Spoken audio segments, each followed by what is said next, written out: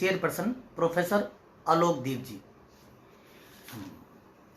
उत्तर प्रदेश के हाथरस जिले में जो ये कांड बर्बर वारदात को अंजाम दिया गया है उसको लेकर वो बड़ी दुखी हैं और आज वो हमारे चैनल के माध्यम से जनता तक अपनी बात पहुंचाना चाहती हैं और उत्तर प्रदेश सरकार को जगाना चाहती हैं कि यही हालात रहे तो सरकार का टिकना बड़ा मुश्किल है। आलोक दीप जी, आपका स्वागत है। बहुत बहुत धन्यवाद। सबसे बड़ी बात तो ये है कि ये जो दुर्घटना है एक बहुत बड़ी, ये दुर्घटना का राजनीतिकरण बिल्कुल नहीं होना चाहिए था। एक घटना घटित हुई, उस घटना के घटित होने के बाद तुरंत ही उत्तर प्रदेश प्रशासन को काम शुरू कर देना चाहिए था। नहीं हुआ। लड़की की मृत्यु भी हो गई, नहीं हुआ। उसकी माँ तड़पती रही कि मुझे मेरी बेटी का चेहरा तो देख लेने दो, लेकिन प्रशासन ने रात को उस लड़की का दाह संस्कार भी कर दिया। सबसे बड़ी तो इस लोकतंत्र में इससे ज्यादा और क्या धज्जियां उड़ेंगी कि परिवार की बिना सहमति के, परिवार को बिना जागरूक किए कोई भी बात नहीं बताई जाती है। और वहां निरी सारी पुलिस खड़ी है। मैंने एक वीडियो देखा जो डला है, पुलिस वाले खड़े हैं और चिता बच्ची की जल रही है। अभी मैंने वीडियो देखा। ये सब चीजें देखकर ऐसा लगता है कि भारत के अंदर अब लोकतंत्र को कहा तो कहा क्या जाए। कहा योगी आदित्यनाथ के बारे में लोग कह रहे हैं कि उत्तर प्रदेश में बहुत अच्छी सरकार चल रही है, हम महिला संगठन चलाते हैं। महिलाओं की बर्बरता के प्रति जो बर्बरता का इस समय रूप देखने को मिल रहा है, ऐसा नहीं है। इन 70-75 सालों में कहने भर को औरत ने अपने परिश्रम से अपनी रोजी रोटी का मार्ग खुद ढूंढा है। हमने खुद संघर्ष किया है, लेकिन इस संघर्ष में आरक्षण देने के बाद भी औरत सुरक्षित नहीं है। और बार बार ये लिखना कि वो बाल्मीक दलित, मुझे ये शब्द बिल्कुल पसंद नहीं है। वो लड़की है, लड़की चाहे मेरी हो चाहे किसी की लड़की हो, बेटी है वो। निर्भया कांड हुआ था, हमने बहुत आंदोलन किए, हमने जंतर मंतर पे बहुत नारे लगाए हैं। अंदर मेनका जी कानून बना रही है और हम बैठे हैं उसकी निर्भया की माँ के साथ और हम लोग बैठ के नारे लगा रहे हैं। आपने कानून बना दिया, उस कानून के इम्प्लीमेंटेशन ने निर्भया के में जजमेंट कितनी मुश्किल से मिला है, आप सबको पता है। कितना संघर्ष करना पड़ा है। ये कोई तरीका है? बलात्कार बच्चियों का हो रहा है। अभी मैंने एक पढ़ा, यूपी पुलिस कहती है कि यह मामला बलात्कार का नहीं है। तो भैया काय का मामला है? दूसरी चीज, प्रश्न तुमसे पूछा किसने बलात्कार का मामला है या नहीं? अभी तो ये कहा जा रहा है तुमने बिना परिवार के सहमति के दाह संस्कार कैसे कर दिया। इसका जवाब चाहिए। उसके परिवार को नहीं पता था। हाँ, वहाँ के चीफ मिनिस्टर साहब हमारे योगी आदित्यनाथ जी ये कहते हैं कि हमने 25 लाख रुपया दे दिया, उसको मकान भी दे रहे हैं, उसको घर में एक नौकरी भी दे रहे। कोई तमाशा मचा रखा है क्या? इंसानों को पैसे से खरीद रहे हो? क्या क्या खरीदोगे पैसे से और क्या क्या बेचोगे? समस्या इस समय जो मुख्य समस्या ये है कि औरत की, लड़की की सुरक्षा। मैं कहती हूँ मेरी बेटी सुरक्षित नहीं है। आप समाज के अंदर हर घर ऐसा होगा, बहुत ही दुर्भाग्यशाली लोग होंगे जिस घर में बेटी नहीं ना हो। अदरवाइज हर घर में बेटी है, चाहे वो बेटी के रूप में, चाहे बहू के रूप में, चाहे बहन के रूप में, बेटी हर घर में है ना। तो ऐसी स्थिति में इस समय ये जो घटना है, अब पूरा आप देखिए सब विपक्ष भी भाग रहा है, इतनी सारी महिलाएं सांसद बैठी हुई हैं, इतने सारे वहाँ विधानसभा में इतनी महिलाएं बैठी हुई हैं, चाहे वो महिलाएं आरक्षित महिला वर्ग की हो या किसी भी वर्ग की हो, उन महिलाओं ने कुछ भी नहीं बोला। आश्चर्य है इस बात का। हर जगह सामाजिक संगठन, कोरोना की महामारी आई तो सामाजिक संगठन आगे आ रहे हैं। इस तरह की विपत्तियां हो रही, हम सड़कों पे ही रहे क्या? मेरा तो एक प्रश्न चिन्ह ये लगा रही हूँ मैं, क्या हम सड़कों के लिए ही पैदा हुए हैं? आलोकदीप जी, प्रधानमंत्री मोदी जी ने बहुत अच्छे जोर शोर से इस नारे को लगाया था कि बेटी बचाओ बेटी पढ़ाओ, लेकिन जो बलात्कार पूरे देश में हो रहे हैं, जगह जगह हो रहे हैं, 3-3 साल की बेटियों के साथ हो रहे हैं, ये जो मानसिकता है लोगों की, और सरकार इस पे सिर्फ नारे तक सीमित रह गई है, सरकार ने कुछ भी किया है या नहीं किया है, आप इस बात में बताएं। देखिए, मुझे इस विषय में सिर्फ एक बात कहनी है। चाणक्य ने ये बात कहा है, कोई भी राष्ट्र राजनीति से नहीं चलता, राष्ट्र नीतियों से चलता है। देवीलाल जी ने एक बात कही थी, लोक लाज से समाज चलता है। हर वक्त अब चैनल्स को देखने का मन नहीं करता, मैं तो नहीं देखती जी। सच तो यह, राष्ट्रीय चैनल्स को देखने का मन नहीं करता। सुशांत की भी डेथ होती है तो उसके माँ बाप पीड़ित हैं, वो पक्ष नहीं है, राजनीतिकरण हो रहा है। इधर कंगना रनौत आ रही हैं। भैया, अगर ड्रग माफिया है तो ड्रग माफिया तो पिछले 70 सालों से भी था। आज चैनल वाले से बोले जा रहे हैं, मीडिया सब बिक गई है, तो अब तो मीडिया से बात करने में भी डर लगता है। आपके सामने ये बात बोल रहे हैं कि मीडिया से बात करने से पहले सोचना पड़ता है कि मीडिया कौन सी पार्टी का है। देखिए, हम लोग सब सामाजिक है, पार्टी बाद में है, समाज पहले है। आप हमारे माध्यम से सरकार से ये पूछेंगी कि बेटी बचाओ बेटी पढ़ाओ के लिए या बेटियों की सुरक्षा के लिए सरकार ने क्या कदम उठाए हैं? नहीं, उनसे मैं पूछूंगी, क्या मुझे दिखाई दे रहा है वुमेन सेल इतनी बना दी? और मैंने तो 93 में अपनी वुमेन ऑर्गेनाइजेशन रजिस्टर्ड कराई है। 1986 में जिस समय की सबसे पहले से शिक्षा नीति बनी थी 1986 में, उसके बाद अब बनी है। शिक्षा नीति में जेंडर के ऊपर बात आई थी, और I am the first women in the Haryana जो पहली महिला सेल की सदस्य बनाई गई थी हरियाणा के अंदर। मैं फर्स्ट वुमेन इन हरियाणा।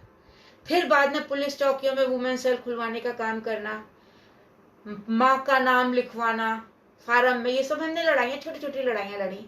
आपके बसों में हमने रिजर्वेशन की आवाज उठाई, हम संगठन की तरफ से लगते रहे। 93 से जो संगठन चल रहा है, क्योंकि हमें दिखावा करना नहीं आता, हम जो है दिखावा नहीं कर सकते, हमारे संगठन काम अभी भी बहुत कर रहा है। तो ये सब जो चीजें थी ना, इन सब छोटी छोटी लड़ाइयाँ लड़ लड़के महिला संगठनों ने एक बहुत बड़ा ग्रुप पूरे भारत के अंदर तैयार किया। और आज स्थिति हमारी ये हो गई है कि अब हम वर्क जनरेट करें ना करें, लेकिन इस तरीके की घटनाओं के लिए हम नारे लगाते रहे। क्या नारे लगाने से हम अपने राष्ट्र की उन्नति कर सकते हैं? ये मेरा पहला प्रश्न है भारत सरकार से और हर राज्य की सरकार से। क्या नारों से या बंदूक की गोलियों से भारत का विकास हो सकता है?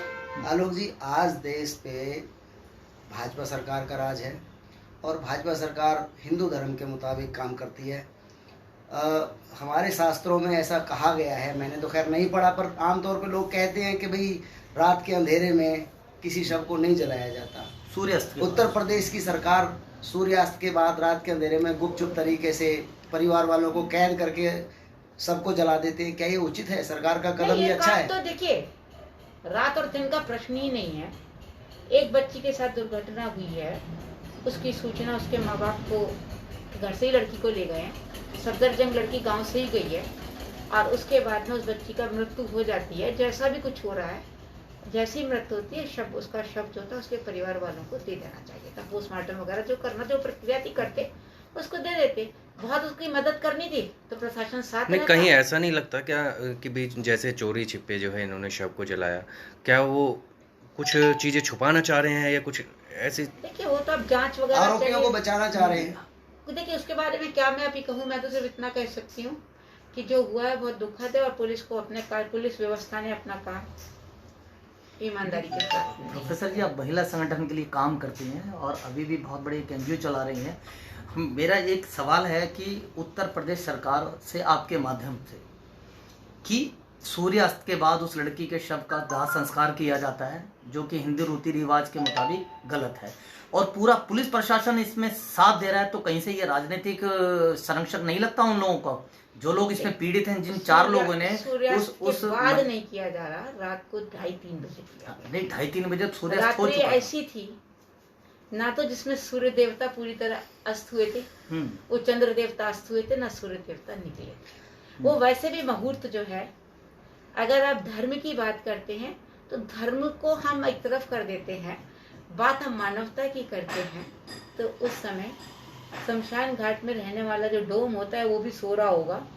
रात को जाकर उसको जगाना और ये सब करना ये ना तो नैतिक दृष्टि से ठीक है, ना ये धार्मिक दृष्टि से ठीक है, और ना ही मानवीय दृष्टि। योगी सरकार को आप, उत्तर प्रदेश की सरकार को आप क्या संदेश देना चाहेंगे? वो किस प्रकार से कार्य मैं करे? तो योगी जी को एक ही संदेश देना चाहूंगी कि वो एक बहुत बड़े संगठन के मठाधीश हैं, और मठाधीश पहले हैं, बाद में वो सांसद हैं, और बाद में वो मुख्यमंत्री है। क्योंकि मठाधीश ने ही उन्हें सांसद बनाया है और उसी मठाधीश ने उन्हें मुख्यमंत्री बनाया है। उनकी गरिमा इसमें थी कि जब ये घटना हुई थी उसी समय वो प्रशासन को अपने हाथ में ले लेते, और आज जो थू-थू हो रही है पूरे देश के अंदर वो उनकी ना होती, और थू-थू ही कहेंगे हम। और यूपी के अंदर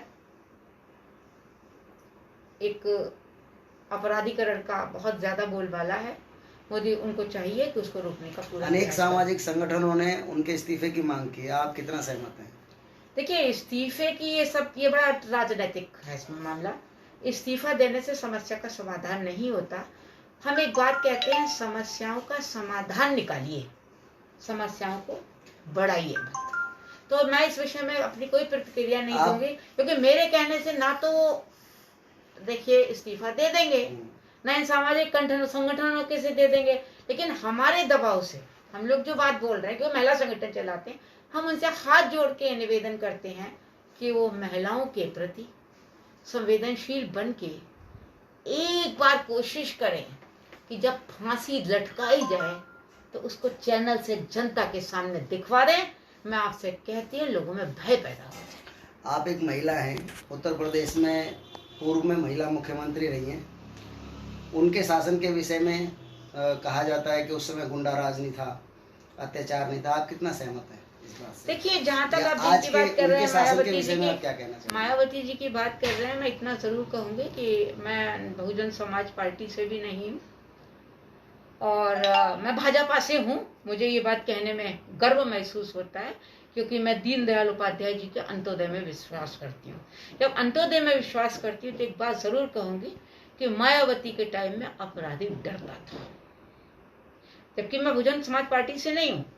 डरते योगी आदित्यनाथ से भी हैं, लेकिन योगी जी ने इसमें लापरवाही बरती, या योगी जी के संज्ञान में बात नहीं डाली। मैं नहीं जानती क्या हुआ। नहीं, ऐसा नहीं है। योगी जी ने तो पूरा मामला लाइव देखा है। उन्हें सब एक एक मिनट की सूचना उनके ओएसडी द्वारा मीडिया से, और जो वहाँ सोशल मीडिया काम कर रहा है उनको एक एक मिनट की सूचना है इनकी। और ये भी कही तक अभी हमारे पास जो सूचनाएं आ रही हैं कि इनको कहीं से राजनीतिक संरक्षण मिला हुआ इन चारों अपराधी लोगों को जिन्होंने इस वारदात को अंजाम दिया है। उस दलित मनीषा के साथ इतने बर्बरता से जो इन्होंने बलात्कार किया, उसकी रीढ़ की हड्डी तोड़ दी, गर्दन काट दी, और उसकी जीभ काट दी, गर्दन की हड्डी भी तोड़ दी, और उसके बाद उसको मौत के घाट उतार दिया।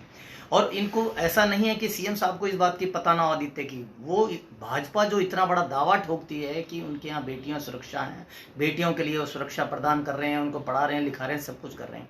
अब हम सिर्फ अपने चैनल के माध्यम से भाजपा सरकार और योगी सरकार को इतना कहना चाहते हैं, क्या सच में आपके राज्य में बेटियां सुरक्षित हैं? अगर सुरक्षित हैं तो इतना बड़ा कांड सरेआम यूपी में कैसे हो रहा है? देखिए, आपको इस बारे में थोड़ा सा मैं बात बता रही हूँ। अच्छी बात है, आप कहना चाहते हैं, स्वागत है। लेकिन सबसे बड़ी बात है, इस समय वर्तमान परिस्थितियों में ये एक बहुत दुखद घटना है। इस दुर्घटना के लिए एक तो क्या, इधर कोरोना का टाइम भी चल रहा है, सड़कों पर जनता का ज़्यादा आना भी ठीक नहीं है, माहौल ठीक नहीं है। योगी जी ने अनाउंसमेंट करने से बात नहीं बनेगी। वो लोग अरेस्ट कर लिए गए हैं, फास्ट कोर्ट केस में उसको डाला जाए तुरंत, और डालने के बाद इस जनता के सामने मैंने एक ही निवेदन मैं आप सबके चैनल से करना चाहती हूँ, एक बार लाइव फांसी को दिखा दें तो अपराधी को समझ में आ जाएगा कि प्राण जब निकलते हैं तब स्थिति ये होती है। ऐसे निर्भया के केस में भी बड़ी मुश्किल से उसको फांसी लगी, सब कई तरीके की चालें चली गई, और बाद में सुबह के टाइम में चुपचाप से लगा दी गई। हमारी जुडिशरी में ठीक है, ये सिद्धांत है। अगर सिद्धांत की बात है तो संविधान को कहाँ माना जा रहा है पूरी तरीके से? संविधान की धज्जियां तो उड़ा दी गई हैं। अगर उन्हीं जो उड़ाई गई हैं धज्जियां, चाहे वो आरक्षण के नाम पर, चाहे किसी भी नाम पर, उसमें एक ये काम और कर दो, एक बार जनता को पता तो लगा दी वहां पर है आपके दुबई वगैरह में हाथ काट देते हैं, वहां पर इस तरीके का दंड मतलब व्यवस्था है। आप ये मानते हैं कि जो अपराधी हैं उन और जो इस तरह के बलात्कार करते हैं तो उनमें भय बनाना बहुत जरूरी है। भय पैदा होना चाहिए इस समय। देखिए आज क्या है, लोग अब ये अगर आप देखा जाए कि अगर व्यवस्था के अंदर देखें तो मोदी जी ने कई काम बहुत अच्छे किए हैं। कई जगह भय की आवश्यकता थी तो की, लोग बकवास कर रहे हैं, ठीक है तुम अंदर जाओगे, गलत बोलते हो तो कुछ करते हो, तो एक भय जो होता है उससे आदमी में 3 चीजें आती हैं। एक तो भय से उसके अंदर जो है अनुशासन भी आ जाता है, और भारत के अंदर अनुशासन की बहुत आवश्यकता है इस समय, ऐसा बहुत बहुत धन्यवाद। लगता है मुझे। हमारे साथ